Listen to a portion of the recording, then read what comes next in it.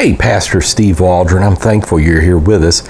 We're looking at psychology and worldview today, and in our last episode we talked about mankind having a sinful nature. Now you can either go back to that or use this as a standalone, whichever is fine.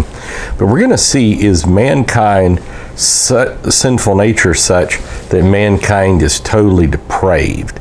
And what this means, this goes into really the heart of Calvinism.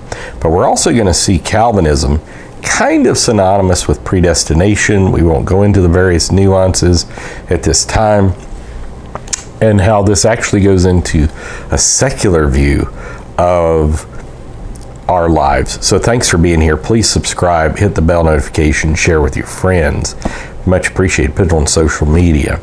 So total depravity, this is the doctrine, the very first doctrine in the famous tulip, the 5 points of Calvinism, that mankind is so depraved that he has no ability to come to God on his own.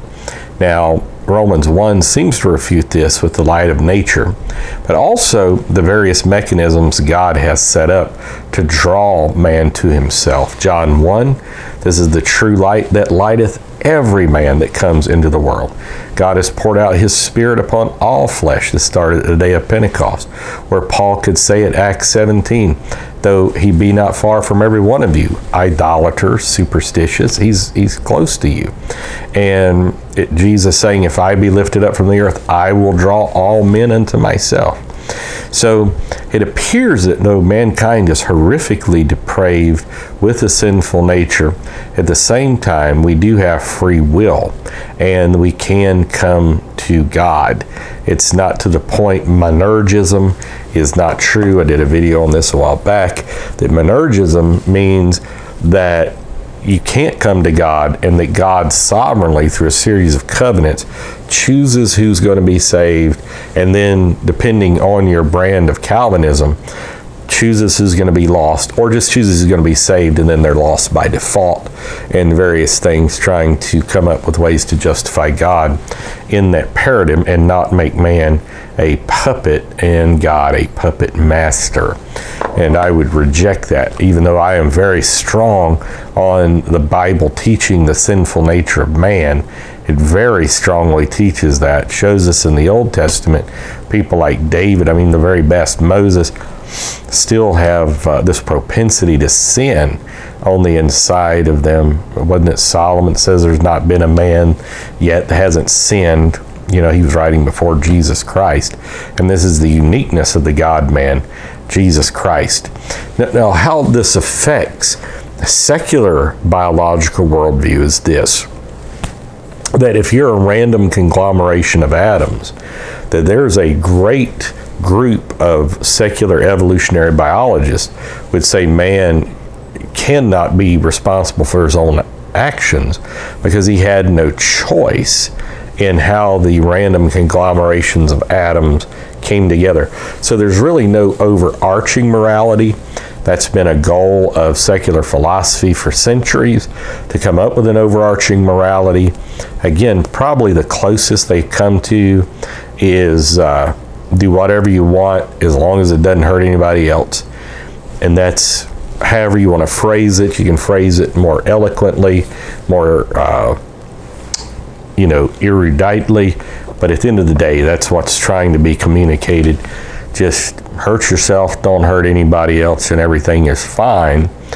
But so what if man, in this random amalgamation of atoms and molecules that he is, doesn't have that in him to do? What if he can't?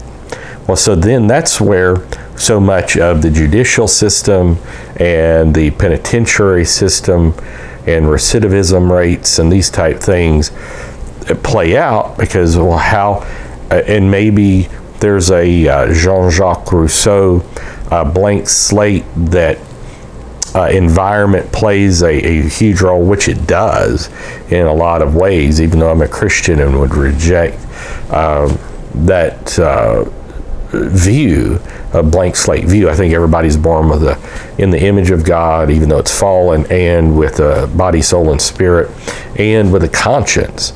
that's on the inside of them. They know intrinsically what's right or wrong. It's been said, people come into the world crying, not laughing, showing the sinful nature of man.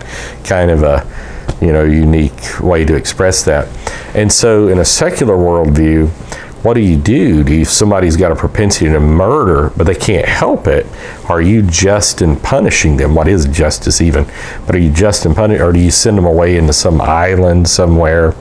What happens? Or you put them with other people of like precious faith, that have this desire. Same with thievery, same with hurting children, on and so forth. And so these are very real questions, and your worldview will reflect. I would say the Bible has the highest form of morality, especially in the New Testament. You might say, was it a different God? No, the same God in the Old and New Testament. We don't have time at the moment to go into the nuances, but obviously when Jesus came, a higher morality started because we have the new birth experience. So total depravity, no. Depravity, yes. Free will, yes. And your worldview is affected by whether it's a Christian worldview, an evolutionary Christian worldview, or a secular worldview, and the various nuances of free will. How much free will or predestination do you have even from a secular worldview? I've talked about that much in times past. God bless. We love you. Check out our other videos and hit the bell notification when you subscribe. We'll see you later. Bye.